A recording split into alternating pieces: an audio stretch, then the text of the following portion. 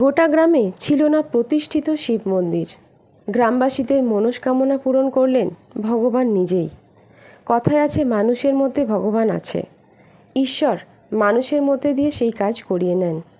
এই কথাই সত্যি হয়েছে উত্তর চাপড়দহ পঞ্চায়েতের নোনাকুণ্ডু গ্রামে।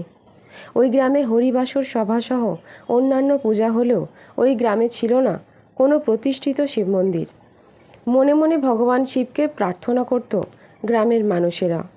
সেই প্রার্থনা গ্রামেরই এক ধনী ব্যক্তিকে স্বপ্ন দেন, সেই মতো ওই গ্রামে শিব মন্দির প্রতিষ্ঠিত হয়। শিবেরই আর এক রূপ গোপেশ্বর বাবা, সেই রূপেই পূজা করেন ওই গ্রামের ভক্তরা। এতদিনের ইচ্ছা ভগবান শিব নিজেই তা করিয়ে নিলেন। শ্রাবণ মাস পবিত্র মাস। এই মাসের সোমবার দিনগুলিতে ভক্তরা উপবাস করে মহাদেবকে প্রসন্ন করার জন্য বাঁকে করে জল ঢালেন। এতদিন ওই গ্রামে সেই সুযোগটুকুও ছিল না। মন্দির প্রতিষ্ঠা হওয়ার পর গত 6 বছর ধরে বাঁকে করে জল ঢালেন। ভক্তি ভরে পূজা অঞ্জলি দিতে পারেন। সারাদিন ধরে যজ্ঞ চলে। আগামী দিনে গ্রামের কারোর বাড়িতে হবে না রান্না বান্না, এই মন্দিরের অন্নভোগ সেবা নেবেন, তার আয়োজন করেন বর্তমান মন্দির পরিচালনা কমিটি। ভক্তের ইচ্ছা এভাবেই পূরণ করেছেন দেবাদিদেব মহাদেব। এটা আজকে যেটা আমাদের পড়লো 6 বছর পূর্ণ হচ্ছে আর কি। 6 বছর 6ম বছর পূর্ণ হলো।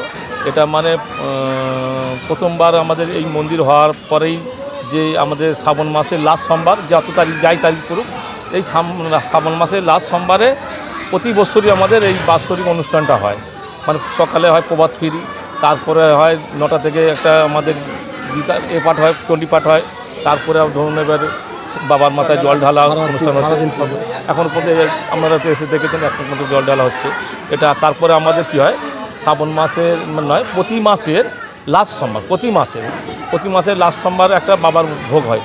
মানে সেটা পায়েস ভোগ প্রতি সোমবার হয়। যে হয়তো কেউ দিল বা কারো ইচ্ছা গেল বাবার দিল, নাহলে ওনারাই আমাদের যে মন্দির যে করেছে দেবজিৎ অভিজিৎ, ওনার মা গায়ত্রী দেবী, ওনাদের অর্থ দিয়ে আমরা মানে এটা ওরা নিজেরাই সেবাটা দেয় প্রতি সোমবার।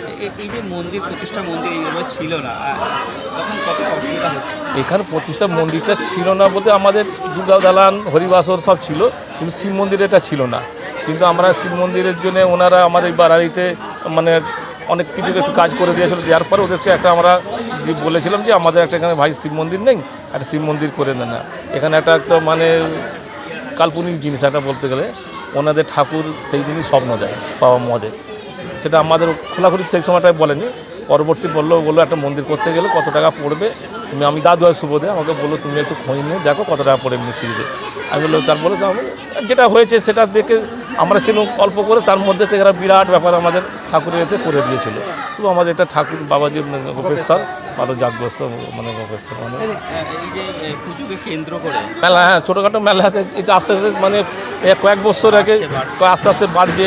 তারপরে ধরুন এই আমাদের কালকে অন্নকূট বস্তু আছে, অন্নকূটে ধরুন না যদি আকাশের পজিশন ভালো থাকে 7,000 ওপর মানুষ এখানে অন্নকূট খেতে আসবে। আমাদের নোনাকুণ্ডু গ্রাম শুধু নয়, এখানে মহিষনালা, মহিষগড়, রাজাপুর বিভিন্ন জায়গা থেকে আসে, অনেক আত্মীয় স্বজনও আসছে, সব এসে ওনারা এই অন্নকূটে আমাদের অংশগ্রহণ করে। কতটা সুবিধা হলে মন্দির হওয়ার জন্য শুনুন, এখানে তো আমরা তো আমি এই এলাকার আমার বাসিন্দা বা আমি এখান করে তো আমি বলবোই, কিন্তু সকলে যারা এসে দেখে যে আমাদের এই বারালির অবস্থা খুবই রাস্তা মানে এই মাঠ কাদায় জঘন্য অবস্থা হয়েছিল, এটা করে দিলে অনেক আমাদের উপকৃত হয়েছে। মন্দির হওয়ার সুবিধা হয়, অনেক সুবিধা হয়েছে, অনেক সুবিধা হয়েছে। নাম? আমার নাম হচ্ছে সুভাষ পাত্র, আমি এই বারালি কমিটির সম্পাদক পদে আছি। বলছি আপনাদের গ্রামে তো শুনলাম কোনো মন্দির নেই, তো এই মন্দির কত বছর? এই মন্দির 6 বছর পূর্ণ হলো। 6 বছর। এই 6 বছর কি জাঁকজমা করে এখানে হয়? হ্যাঁ, 6 বছর এখানে জাঁকজমা হয়। কাল মঙ্গলবার অন্নকূট আছে, 6 থেকে 7,000 লোক মানুষ খাবে। মাসে তো যে সোমবারগুলো হয়, সেই মাসের এই যে সোমবারগুলোই কি পুজো আসতে হয় না? এই সোমবার তো পুজো হয়, লাস্ট সোমবারটা জাগতে হয়। লাস্ট সোমবারটা এটা উৎসব হয়, বাবার বার্ষিকী কাজ। কতজন মানুষ এখানে এক জায়গায় সমাহিত হয়? হয় 5 থেকে 6,000 7,000 মানুষ হয়। তাই এই গ্রামে যে কোনো ভোলে বাবার কোনো মূর্তি ছিল না বা ছিল না, মন্দির আছে, এইটা প্রতিষ্ঠিত মন্দির হয়েছে। আচ্ছা, এখানে এটা অ্যাকচুয়ালি আমার বড় ছেলে অভিজিৎ কোলে ওর ওর আগ্রহতে মন্দিরটা হয়েছে। শুনলাম নাকি স্বপ্ন দেখে।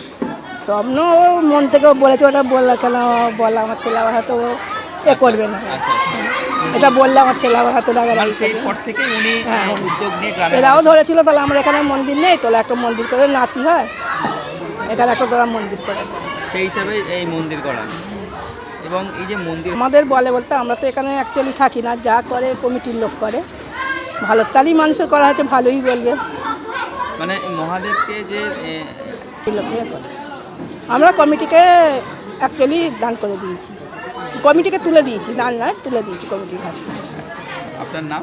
গাইছে না, গ্রামের লোক তো ভালোই বলছে, শুধু একাই নয়, আমাদের বিভিন্ন রকমের পুরো গ্রামেরই আমাদের যখন যা বলে সব অনুষ্ঠানেই আমাদের ছেলেরা সব জায়গায় সহযোগিতা হয় গায়ত্রী করলে।